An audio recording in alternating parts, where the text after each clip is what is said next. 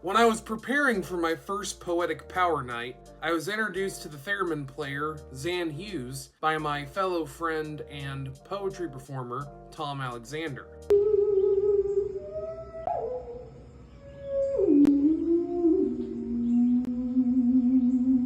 I absolutely had no idea what the theremin was, or what it even sounded like, and admittedly I was hesitant to even have Zan play at the show. But once he started playing his theremin at the performance, and even doing little intermissions in between us performers, I was quite impressed. It definitely baffled me how this very strange instrument could cause quite a spectacle. Zan would then explain the history of the theremin at the performance and to us performers, and I was quite intrigued. The story of Leon Theremin seemed quite spectacular and even quite like a Mad Lad story, so I decided to research it. And now you all get to hear about it. You're welcome.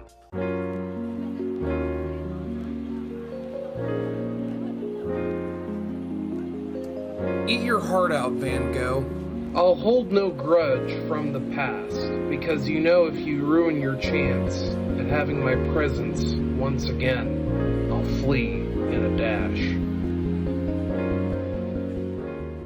Hello everyone, my name is Seth and I'm here to make your day as spectacular as possible. On today's episode, we're talking about the history of the theremin, as well as the history of its mad lad inventor, Leon Theremin. We'll be talking about how the theremin was invented, how it grew in popularity, and what became of its inventor. All that and more in today's episode, so stay tuned. Leon Theremin was born in St. Petersburg, Russia in 1896. Growing up, he would become a very huge enthusiast of music, even learning how to play the cello. When he became of age, Leon Theremin would enroll in the University of Petrograd and begin studying electrical engineering. While he was in Petrograd, Leon Theremin would begin working at the Physical Technical Institute. It was at this institute where Leon Theremin would conduct an experiment where he hooked up different audio circuitry to an oscillator so that when he moved his hands, different tones of sound would come out. He would then show this experiment to his superiors at the institute, as well as to Vladimir Lenin himself. Lenin would develop a very serious interest into this device. In December of 1927, Leon Theremin would debut his invention with great success to New York.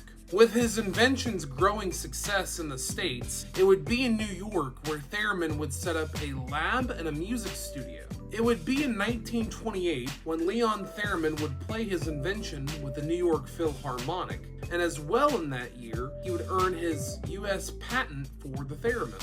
In 1929, RCA would begin to manufacture and sell the theremin to the masses. However, due to the onset of the Great Depression, many people could not afford the theremin. Mr. Theremin would meet someone who would turn out to be a virtuoso with his instrument, that being fellow Russian immigrant Clara Rockmore. For over a decade, Theremin would work with Rockmore to develop the theremin as an instrument of performing art, even using it with performances where there'd be dancers and a combination of sound and light show.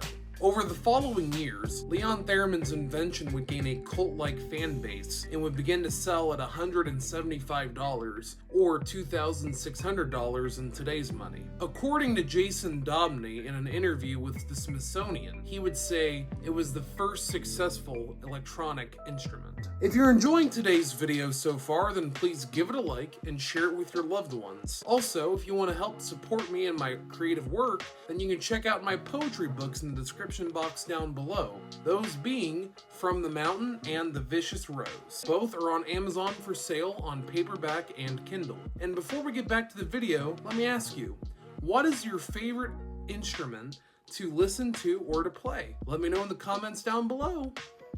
In 1938, for reasons unknown, Theremin was rushed to Russia.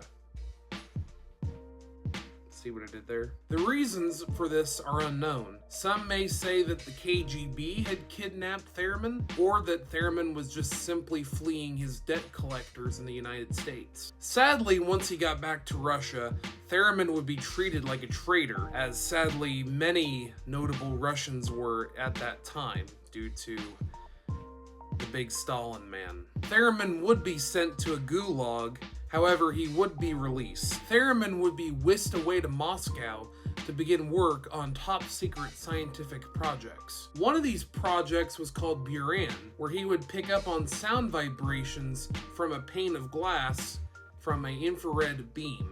The idea behind this was so that Soviet spies could listen in on top-secret conversations without being as easily detected.